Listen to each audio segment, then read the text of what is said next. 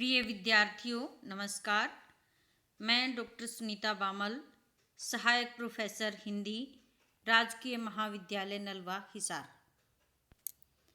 मैं आज आपके समक्ष बीए तृतीय वर्ष छठा सेमेस्टर के हरियाणवी गद्य साहित्य में कहानी और पद्य साहित्य में कविता विषय के साथ उपस्थित हूँ। आज हम इसका अध्ययन और अध्यापन करेंगे। सबसे पहले हम देखते हैं कि गद्य क्या है, गद्य और पद्य में क्या अंतर है।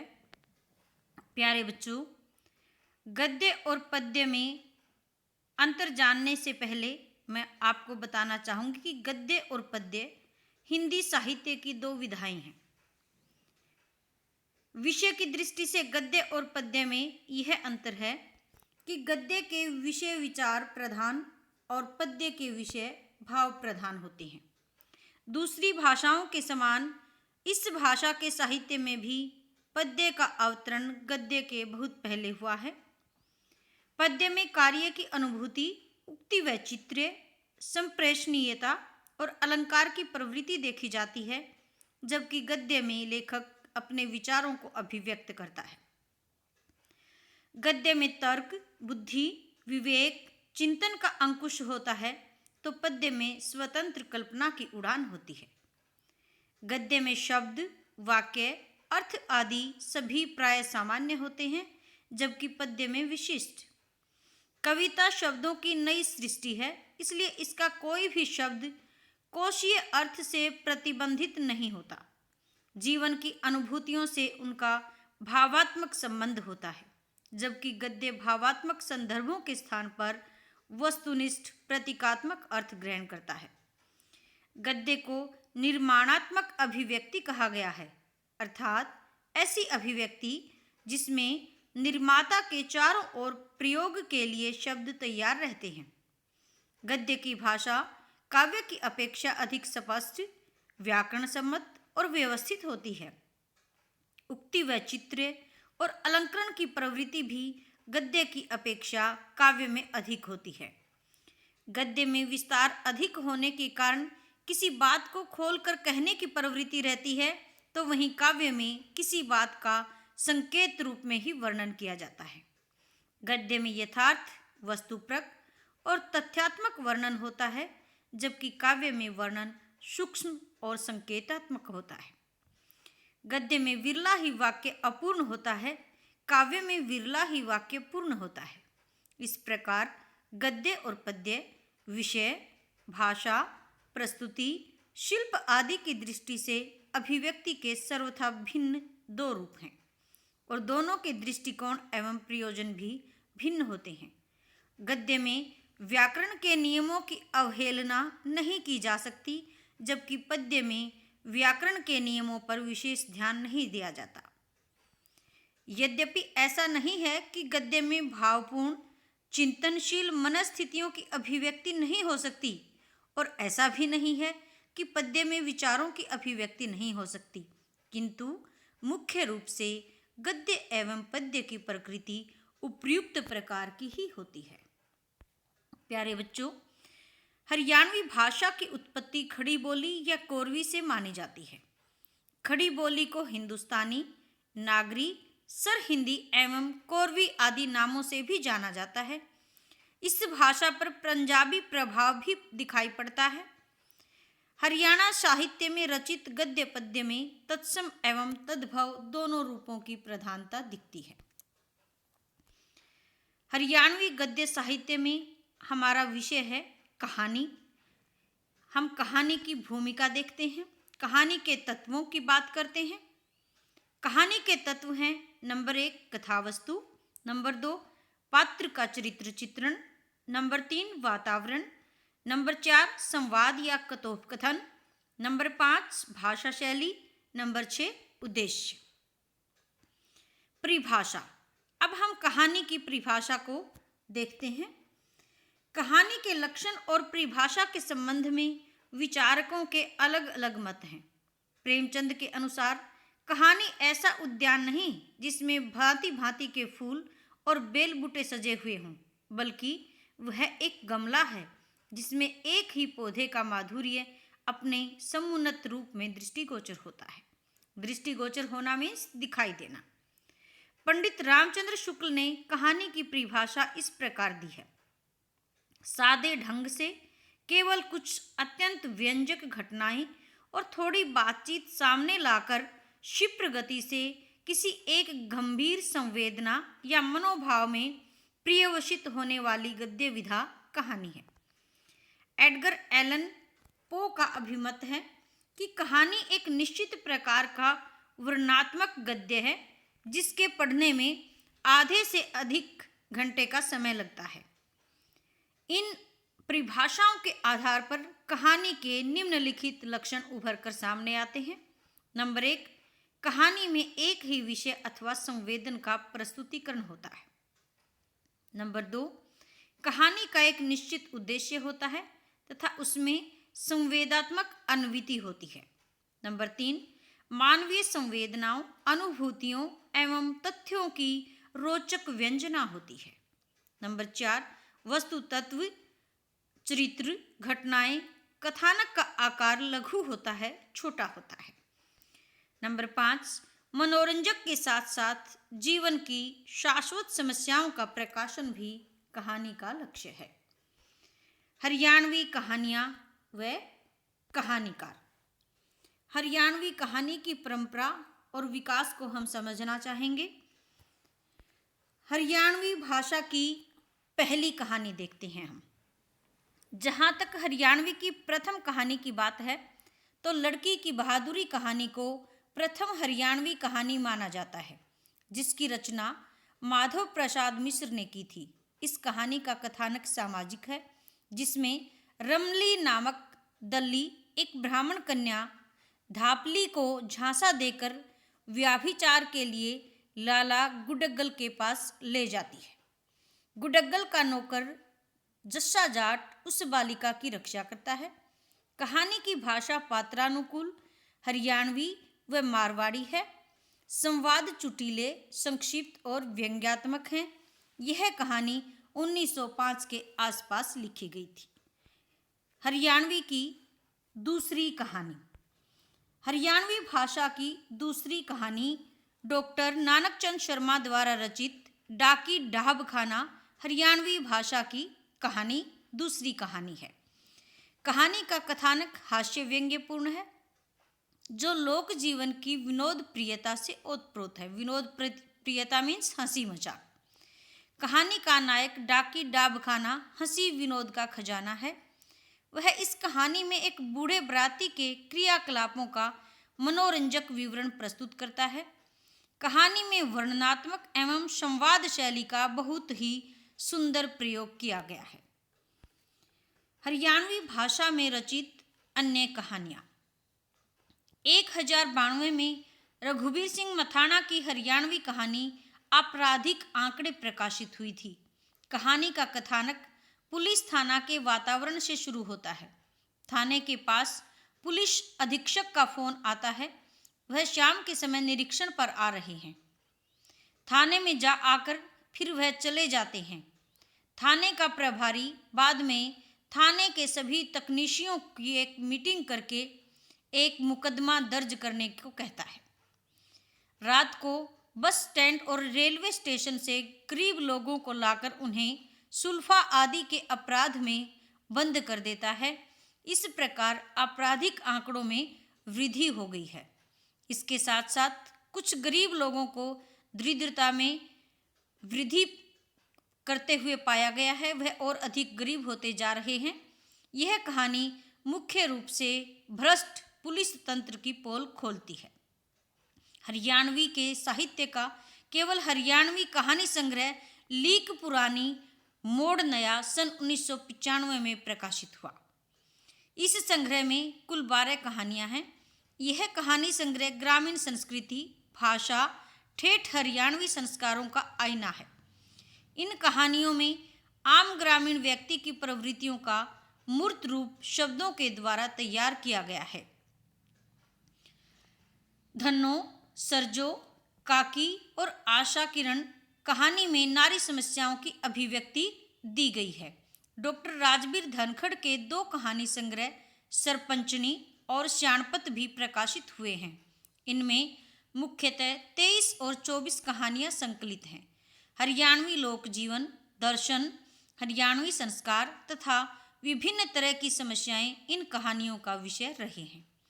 देवी शंकर प्रभाकर व डॉक्टर राजेंद्र स्वरूप वत्स भी हरियाणवी कहानीकार हैं। इनके अतिरिक्त हरियाणवी लघु कथाएं भी लिखी गई हैं। डॉक्टर जयनारायण कौशिक द्वारा लिखी गई हरियाणवी कहानियां प्रकाशित हो चुकी हैं।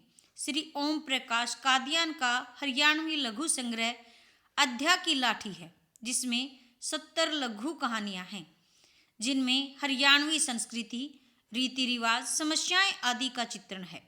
निष्कर्ष रूप में कहा जा सकता है कि हरियाणवी में कहानी लेखन का भविष्य उज्जवल है। हरियाणवी साहित्य में नए नए कहानीकार आ रहे हैं, जो हरियाणवी कहानी को नई दिशा प्रदान कर रहे हैं। प्यारे बच्चों, अब हम इस निष्कर्ष के पश्चात कि हरियाणवी कहानी एक उचित दिशा की ओर, एक विकास की ओर बढ़ रही है, हम बात करते हैं हरियाणवी कविता की। वर्तमान हरियाणा के प्रथम राज्य कवि, हिंदी रुबाई के प्रवर्तक और हिंदी वृत्त काव्य के प्रस्तोता उदय भानु हंस समकालीन हिंदी कविता के एक हीरक हस्ताक्षर हैं।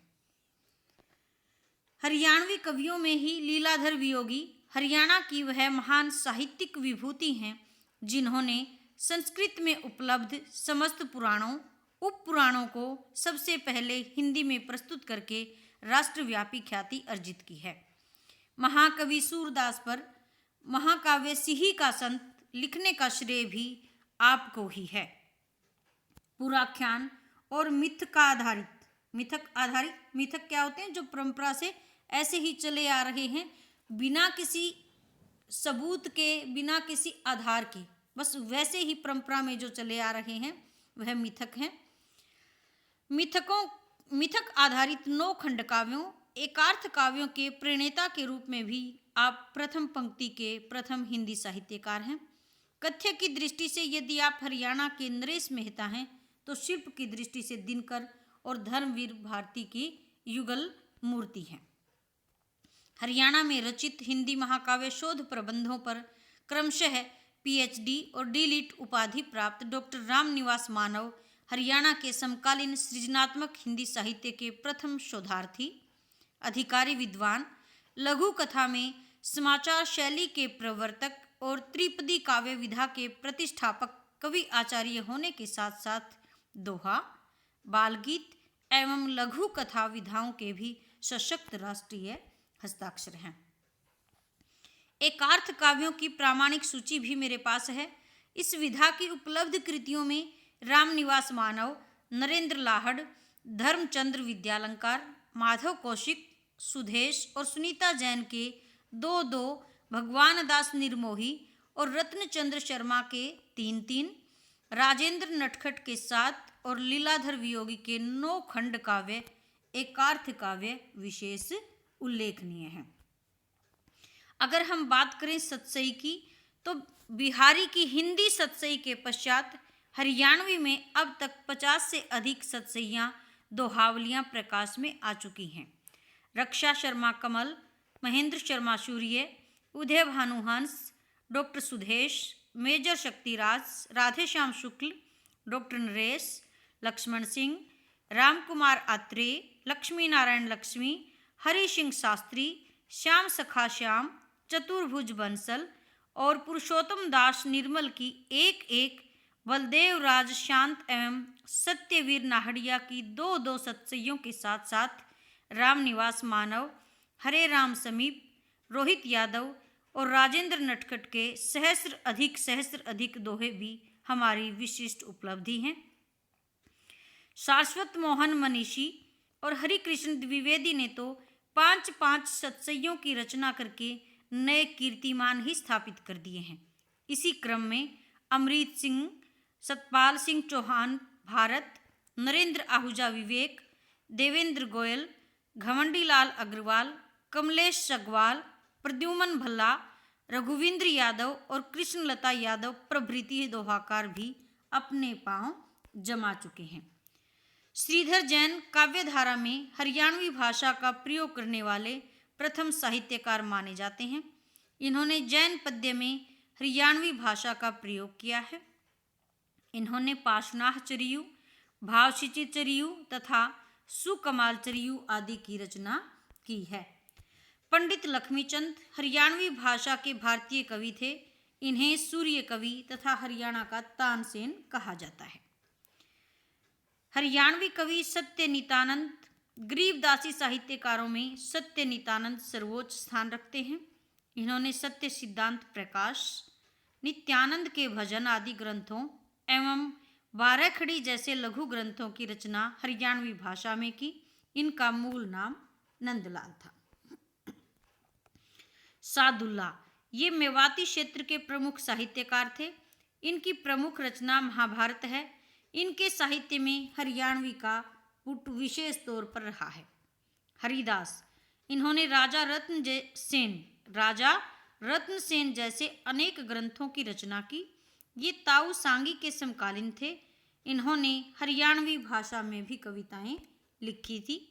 रामफल चहल इनका जन्म 16 फरवरी 1956 को हरियाणवी के भिवानी जिले के नामड़ी गांव में हुआ था। इनकी प्रमुख रचनाओं में जहर का प्याला और फागण आज्ञा अत्यधिक प्रसिद्ध रही हैं। संत गरीबदास इनका जन्म छुड़ानी झज्जर जिले में सन 1717 में हुआ। इन्होंने हरियाणवी भाषा में अनेक कविताएं लिखी। इन्होंने हरियाणवी भाषा में अमृतवाणी की भी रचना की। तो प्यारे बच्चों, सिद्ध चौरंगीनाथ इन्हें हरियाणा में हिंदी का प्रथम साहित्यकार माना जाता है। इन्होंने प्राण सांकली तथा श्रीनाथ अष्टक की रचना की। इनका मूल नाम पूर्णमल था। तो यह तो थे हरियाणा के कवि। अब हम बात करते हैं हरियाणवी कविता की विशेषताओं की। आधुनिक हरियाणवी कविता के कवि डॉक्टर नानक चंद शर्मा, रामधारी खरकड़, डॉक्टर लक्ष्मण सिंह, कंवल हरियाणवी, देवी शंकर प्रभाकर, उदय भानुहंस, रामफल चहल आदि प्रमुख हैं। तो हरियाणवी कविता की विशेषताएं निम्नलिखित हैं। सबसे पहली विशेषता है हरियाणा का गुणगान। प्यारे बच्चों, आधुनिक हरियाणवी कविता के अंतर्गत हरियाणा प्रदेश के विभिन्न रंगों और गुणों का गुणगान किया गया है। साथ ही हरियाणा की माटी, हरियाणवी संस्कृति, हरियाणा खानपान, मजदूरों, किसानों आदि का बहुत ही यथार्थवादी चित्रण किया है। देवी शंकर प्रभाकर की कविता का एक उदाहरण देखिए। हरियाणा की पावन धरती तेरा वंदन तेरा पूजन। हरियाणा की पावन धरती तेरा वंदन तेरा पूजन, तेरी माटी शीश चढ़ाकर हम कर लें तेरा अभिनंदन, हम कर लें तेरा अभिनंदन। हरियाणवी कविता की दूसरी विशेषता है ईश्वर वंदना। आधुनिक हरियाणवी कविता में भक्ति के कई रूप देखने को मिलते हैं। हरियाणवी कवियों ने अपनी भक्ति भावना के अंतर्गत शिव, राम, कृष्ण जैसे देवताओं की महिमा का गुणगान किया है। साथ ही साथ इन कवियों ने विभिन्न देवताओं का संबंध हरियाणा की भूमि से भी जोड़ा है। जगदीश चंद्र वत्स की श्री कृष्ण के प्रति अनन्य भावना देखिए। दुर्योधन की मेवा त्यागी, दुर्योधन की मेवा त्यागी, साग विधुर घर खा लिया, दुखिया निर्धन विप्र सुदामा, झट छाती कहला लिया। हरियाणवी कविता की तीसरी विशेषता है राष्ट्रीय एकता की भावना। हरियाणवी कवियों ने अपनी कविताओं के माध्यम से राष्ट्रीयता एकता की भावना पर बल दिया है। एक तरफ तो जहां देश की एकता और अखंडता के लिए वह सदैव तैयार रहने की बात कहते हैं, वहीं दूसरी ओर देश हित में लोगों की कर्तव्य भावना भी हरियाणवी कवियों ने जगाई है। हरियाणवी कविता की चौथी विशेषता है सामाजिक सरोकार। यह एक प्रमुख विशेषता है। जैसा सामाजिक सरोकारों के प्रति हरियाणवी कवियों की भावना रही है, वैसी भावना बहुत कम देखने को मिलती है। इन कवियों ने सामाजिक सरोकारों के प्रति सजगता दिखाते हुए स्पष्ट किया है कि जिस घर में एकता नहीं होती उसका विकास नहीं हो सकता। दहेज प्रथा का इन्होंने विरोध किया है। भारत भूषण अग्रवाल के अनुसार जिस घर में एकता नहीं रोज रहे तकरार, नहीं कदे भी हो सके उसका बेड़ा पार। हरियाणवी कविता की 5वीं विशेषता है देशभक्ति की भावना। हरियाणवी कवियों ने अपनी कविताओं के माध्यम से राष्ट्रीय एकता की भावना पर बल दिया है। इन कवियों का कहना है कि यदि कोई देश की एकता और अखंडता को चोट पहुंचाना चाहता है तो सभी भारतवासियों का कर्तव्य है कि वो देश की एकता और अखंडता को बनाए रखने के लिए तैयार रहें और देश के लिए काम करें। हरियाणवी कविता की 6ठी विशेषता है सांप्रदायिकता का विरोध। आधुनिक हरियाणवी कविता में सांप्रदायिकता रूपी भावना का विरोध दिखाई पड़ता है। हरियाणवी कवियों ने जाति, धर्म, भाषा आदि के आधार पर होने वाले झगड़ों का विरोध किया है।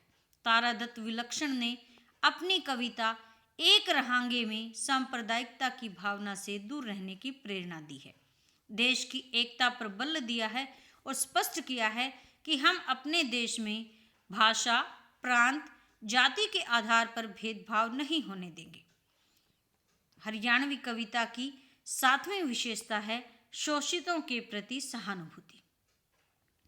प्रिय विद्यार्थियों, आधुनिक हरियाणवी कविता में शोषितों के प्रति सहानुभूति की प्रवृत्ति दिखाई पड़ती है।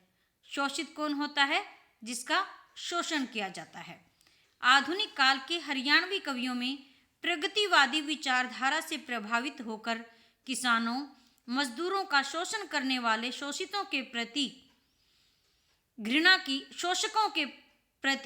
घृणा की भावना दिखाई गई है। साथ ही साथ इन कवियों ने गरीब व अमीर वर्ग की विषमता को भी चित्रित किया है। हरियाणवी कविता की एक अन्य विशेषता है हास्य व्यंग्य। आधुनिक हरियाणवी कविताओं में हास्य व्यंग्य की प्रवृत्ति देखने को मिलती है। इन कवियों ने मानवीय कमजोरियों, राजनीतिक दल आदि पर हास्य व्यंग्य के माध्यम से लिखकर पाठकों का ध्यान आकर्षित किया है। अब बात करते हैं हरियाणवी कविता की भाषा शैली की। हरियाणा की आधुनिक कविता का भाव पक्ष और कला पक्ष अत्यधिक प्रभावित करने वाला है। आधुनिक हरियाणवी कविता में तत्सम शब्दों की शब्दावली के साथ साथ विदेशी शब्दों का भी प्रयोग हुआ है। हरियाणवी मुहावरों, कहावतों के प्रयोग के कारण हरियाणवी भाषा में हरियाणवी संस्कृति की झलक दिखाई पड़ती है। हरियाणवी कविता की भाषा में संगीतात्मकता के साथ साथ अभिधा, लक्षणा, व्यंजना, शब्द शक्ति मिलती है। इस प्रकार निष्कर्ष रूप में हम कह सकते हैं कि आधुनिक हरियाणवी कविता एक तरफ तो जहां हरियाणा प्रदेश का गुणगान करती है, राष्ट्रीय गौरव को बढ़ाती है, वहीं दूसरी तरफ इस कविता में विभिन्न सामाजिक सरोकारों के साथ साथ गरीब वर्ग के प्रति सहानुभूति की भावना भी देखने को मिलती है। कला पक्ष की दृष्टि से भी हरियाणवी कविता प्रशंसनीय है। हम देख रहे हैं कि आज हरियाणवी कविता और हरियाणवी कहानी निरंतर विकास की ओर अग्रसर है। आने वाला समय जो है हरियाणवी कविता और हरियाणवी कहानी को विकास की ओर लेकर जाएगा। हमारा आज का वक्तव्य यहीं समाप्त होता है। धन्यवाद।